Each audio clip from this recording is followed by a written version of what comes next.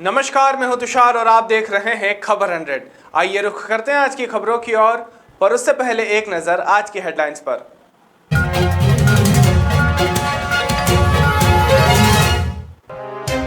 भोपाल में western disturbance के कारण मौसम में परिवर्तन, शनिवार शाम हो सकता है मौसम साफ।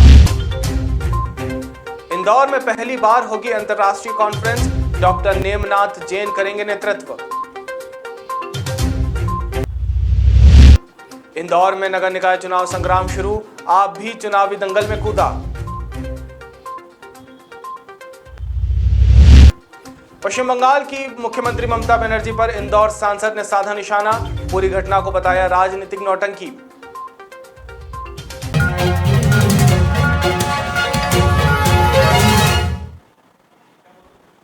मध्य प्रदेश में शुक्रवार सुबह अचानक मौसम बदल गया और बादल छा गए। कई जगहों पर रिमझिम बारिश भी हुई। मौसम विभाग का अनुमान है कि ऐसे मौसम में ओले गिरने की भी आशंका है। तेज हवा और गरज के साथ बिजली भी गिर सकती है।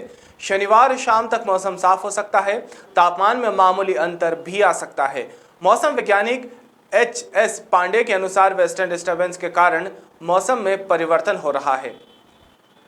देखिए, एक वेस्ट राजस्थान के ऊपर, पश्चिमी राजस्थान के ऊपर हवा की ऊपरी सतह में 1.5 किलोमीटर की ऊंचाई पर और साथ ही साथ दक्षिण पूर्वी मध्य प्रदेश में भी हवा की ऊपरी सतह में 1.5 किलोमीटर की ऊंचाई पर एक चक्रवाती हवाओं का केंद्र बना हुआ है।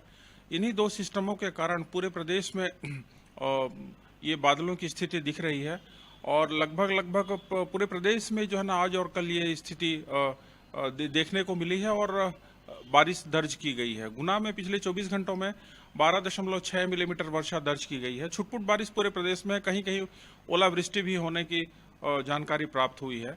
तो ये स्थिति अभी अगले 24 घंटों तक बना रहेगा और कल शाम के बाद से स्थिति में सुधार होने की संभावना रहेगी। मध्य प्रदेश के मुख्यमंत्री शिवराज सिंह चौहान ने पर्यावरण बचाने को लेकर साल भर प्रतिदिन एक पौधा लगाने का संकल्प लिया है। इसी कड़ी में मुख्यमंत्री शिवराज सिंह चौहान ने राजधानी भोपाल के स्मार्ट पार्क में शुक्रवार को चांदनी का पौधा लगाया। इस मौके पर मुख्यमंत्री ने कहा कि रोजाना एक पौधा लगाने का मेरा संकल्प जारी है। कोई भी संकल्प तब पूरा होता है जब सतत साधना की जाए। मैं पर्यावरण बचाने का संकल्प पूरा करने में लगा हुआ हूँ। संकल्प जारी है और संकल्प सिद्ध तब होता है जब सतत साधना की जाती है। काम में निरंतरता किसी काम को पूर्णता प्रदान करता है और इसलिए पर्यावरण बचाने का संकल्प पूर्ण करने के लिए रोज एक पेड़ में लगाता हूं और सबसे अपील करता हूं कि रोज की बात मैं नहीं करता।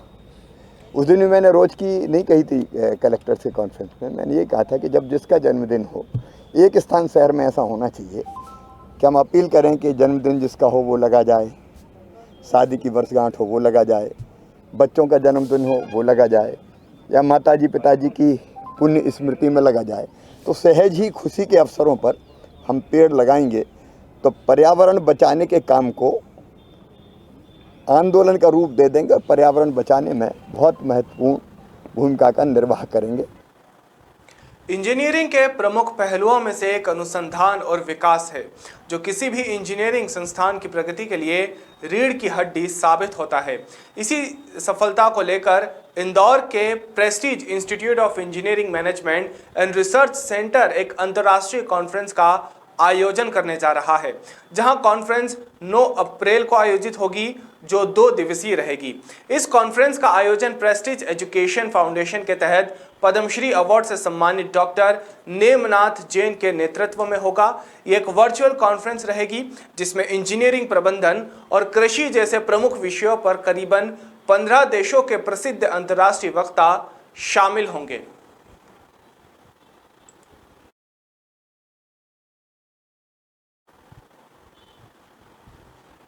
मध्य प्रदेश में नगर निकाय चुनाव होने की तारीख अभी तक तय नहीं हुई है, तो वहीं कांग्रेस ने महापौर प्रत्याशी का नाम घोषित कर दिया है।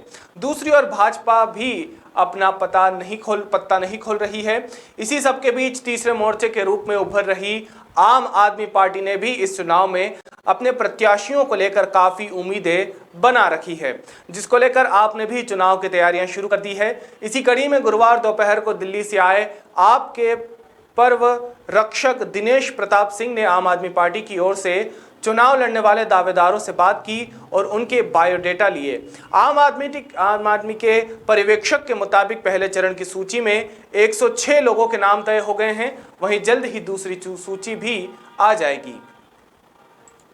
श्री अरविंद केजरीवाल जी के संदेश को, आम आदमी पार्टी की विचारधारा को लेकर हम मध्य प्रदेश की जनता के बीच में जा रहे हैं और दिल्ली के विकास मॉडल को लेकर इस चुनाव का पूरा जो एजेंडा होगा दिल्ली के विकास मॉडल का होगा। और मध्य प्रदेश की जनता ये चाहती है कि जिस प्रकार से दिल्ली में सरकार काम कर रही है, जो जनता के हित में काम कर रही है, उसी तरह से मध्य प्रदेश के अंदर भी एक साफ सुथरी छवि की सरकार होनी चाहिए, ईमानदार सरकार होनी चाहिए और मध्य प्रदेश की जनता को भी उनका अपना हक मिलना चाहिए। पश्चिम बंगाल चुनाव को लेकर लगातार बीजेपी और टीएमसी एक दूसरे पर आरोप प्रत्यारोप कर रहे हैं। ऐसे में बुधवार को पश्चिम बंगाल की मुख्यमंत्री ममता बनर्जी के हुए एक्सीडेंट को लेकर ममता बनर्जी ने बीजेपी पर कई गंभीर आरोप लगाए हैं, जिसको लेकर इंदौर सांसद शंकर लालवानी ने ममता बनर्जी पर पलटवार किया है। लालवानी ने पूरी घटना को राजनीतिक नौटंकी बताते हुए कहा कि उनकी पार्टी के कार्यक्रम में बीजेपी क्यों जाएगी। इस बार ही नहीं, पिछले चुनाव में भी उन्हें फ्रैक्चर हुआ है। साथ ही सांसद लालवानी ने कहा कि ममता बनर्जी को पता है कि वे चुनाव नहीं जीत रही है, इसीलिए सहानुभूति लेने के लिए राजनीतिक नौटंकी कर रही है।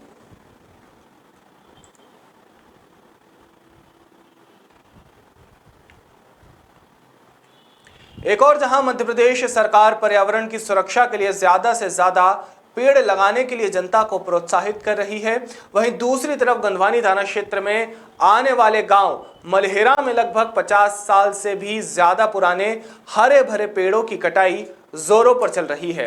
पिछले 4 से 5 दिनों से यहां बड़े बड़े पेड़ों की कटाई कर उन्हें धाराशायी करने का काम किया जा रहा है और पेड़ों को इंदौर पहुंचाया जा रहा था, जिसकी सूचना ग्रामीणों ने वन विभाग के अमले को दी, जिसके बाद वन परिक्षेत्र टांडा और वन परिक्षेत्र बाघ के अधिकारियों ने संयुक्त टीम बनाकर कार्यवाही को अंजाम दिया है। बता दें कि वन विभाग की टीम ने गंधवानी के चापड़िया माल पर अवैध नीम की लकड़ियों से भरा ट्रक जब्त किया है। ट्रक चालक नीम की लकड़ी के परिवहन से संबंधित दस्तावेज नहीं दिखा पाए, जिसके चलते वन विभाग की टीम ने आरोपी के खिलाफ मामला दर्ज कर विवेचना में लिया है। गंधवानी वनीय क्षेत्र में गैर कानूनी तरीके से पेड़ों की कटाई होने के चलते वन विभाग को और ज्यादा सतर्क रहने के साथ साथ लगातार कार्यवाही करने की जरूरत है। ये अभी मुखबिर द्वारा हमें सूचना मिली थी कि यहाँ पे मलहेरा गांव के पास अवैध परिवहन करते हुए एक ट्रक जा रहा है। तो जैसे हमें सूचना मिली, तत्काल हम स्टाफ को लेकर यहाँ आए, मौके पे उपस्थित हुए तो देखा तो एक ट्रक सतकटा जलाव का नीम की लकड़ी भरी हुई मौके पे खड़ा था। तो जिससे हमने ड्राइवर से पूछताछ करी कि आपके पास कोई वैध परिवहन दस्तावेज हो तो बताएं। तो उसके द्वारा कोई कागज़ प्रस्तुत नहीं की, कुछ नहीं बताया गया। तो जिससे हमने जब्त करके फिर भारतीय वन अधिनियम 1927 के तहत अवैध परिवहन की कार्रवाई की गई। डॉक्टर BR अम्बेडकर की जन्मस्थली महू में 3 दिवसीय प्रदर्शनी के साथ 75वीं वर्षगांठ को आज़ादी अमृत महोत्सव के रूप में शुभारंभ पर्यटन और संस्कृति मंत्री उषा ठाकुर और जल संसाधन मंत्री तुलसीराम सिलावट ने किया। इस अवसर पर जिला पंचायत अध्यक्ष कविता पाटीदार सहित अन्य जनप्रतिनिधि भी उपस्थित रहे। आज़ादी का 75वां वर्ष राष्ट्र नायक मोदी जी ने संपूर्ण राष्ट्र को निर्देश दिया है कि वो अमृत महोत्सव के रूप में मनाया जाएगा। पूरे प्रदेश में और पूरे देश में प्रत्येक स्थान पर धूमधाम से सभी देशभक्त इस कार्यक्रम में शामिल हो रहे हैं। पूरा देश 2022 में आज़ादी की 75वीं वर्षगांठ मनाने जा रहा है, जिसको लेकर केंद्र सरकार ने सभी राज्यों को 75 सप्ताह तक आज़ादी का अमृत महोत्सव मनाने के निर्देश जारी किए हैं। इसी कड़ी में मध्य प्रदेश के मुख्यमंत्री शिवराज सिंह चौहान ने राजधानी के शौर्य स्मारक से अमृत महोत्सव का शुभारंभ किया। इस दौरान मध्य प्रदेश में लगभग 400 स्थानों पर महोत्सव का शुभारंभ हुआ है। वहीं शौर्य स्मारक में कार्यक्रम के दौरान मौजूद छात्र छात्राएं देशभक्ति गीतों पर जमकर झूमे। कार्यक्रम का शुभारंभ मुख्यमंत्री ने कन्या पूजन के साथ किया। उनने अपनी खून की बूंदों से आजादी को सींचा था, तब हमारा देश आजाद हुआ था। आओ सबसे पहले भारत माता के चरणों में प्रणाम करें और ये संकल्प लें कि मां, जब तक हम तुम्हारे बेटा बेटी जिंदा है, खून की अंतिम बूंद दे देंगे, लेकिन देश बंटने नहीं दिया जाएगा, देश झुकने नहीं दिया। हरियाणा में कांग्रेसी नेता भूपेंद्र सिंह हुड्डा की ट्रैक्टर रैली में महिलाओं से ट्रैक्टर धकेलाने का मुद्दा भोपाल में भी गूंज रहा है। शुक्रवार को भाजपा महिला मोर्चा ने कांग्रेस कार्यालय पर विरोध प्रदर्शन किया। इस दौरान मीडिया से चर्चा करते हुए भाजपा के जिला अध्यक्ष सुमित पचौरी ने कहा कि हरियाणा में हुड्डा जी एक रैली निकालते हैं जिसमें वो ट्रैक्टर पर बैठे हैं और महिला कार्यकर्ता ट्रैक्टर धका रही है। उन्होंने कहा कि जीतू पटवारी, शशि थरूर, दिग्विजय सिंह सहित अन्य कांग्रेस के नेता लगातार महिलाओं का अपमान करते आ रहे हैं। इसके चलते आज भाजपा महिला मोर्चा ने यह प्रदर्शन किया है।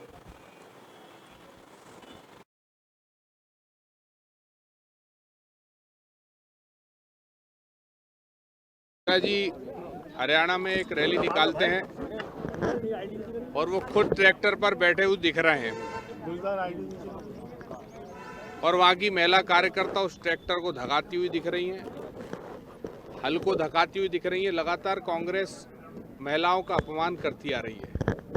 चाहे जीतू पटवारी जी की बात करें, चाहे शशि थरूर जी की बात करें, दिग्विजय सिंह जी की बात करें, कांग्रेस के नेता लगातार महिलाओं का अपमान करते चले आ रहे हैं। उसी के तारतम्य में आज महिला मोर्चा की कार्यकर्ता सब यहाँ कांग्रेस कार्यालय में विरोध करने आई है कि सोनिया गांधी जी, आप तो कुछ कार्रवाई करिए। जो महिलाओं का अपमान आपके नेता लगातार कर रहे हैं, आप भी एक महिला हैं, तो निश्चित तौर पे आपकी ये जिम्मेदारी और दायित्व है कि महिलाओं का सम्मान हमेशा बना रहे। वहीं अब कांग्रेस ने इस आरोप को सिरे से नकार दिया है। कांग्रेस प्रवक्ता सिद्धार्थ राजावत ने कहा कि कांग्रेस के महिलाओं के कार्यक्रम से बौखलाकर भाजपा यह प्रदर्शन कर रही है। साथ ही उन्होंने भाजपा पर पलटवार करते हुए कहा कि लॉकडाउन में मुख्यमंत्री शिवराज सिंह चौहान शराब की दुकान पर महिलाओं को बैठाते थे। महिला दिवस पर उन्होंने महिलाओं को ड्राइवर बनाया था। आज भाजपा के पास कोई मुद्दा नहीं है और भाजपा को अपनी जमीन सरकती हुई नजर आ रही है, इसलिए इस तरह के आरोप लगाए जा रहे हैं। देखिए, आज हमारा जो महिलाओं का जो एक कार्यक्रम हुआ था, उस कार्यक्रम से बौखलाते हुए इनके पास कोई मुद्दे हैं नहीं है। शिवराज सिंह जी है ना, जब लॉकडाउन था उस समय पे शराब की दुकान पे महिलाओं को शराब की दुकान पे बैठालते थे। शिवराज सिंह जी अब महिला दिवस पे अपनी ड्राइवर महिला बना के लेके जाते थे। आज इनके पास कोई मुद्दा नहीं है, ये लोग बौखला गए हैं क्योंकि इनकी जमीन सरकती जा रही है।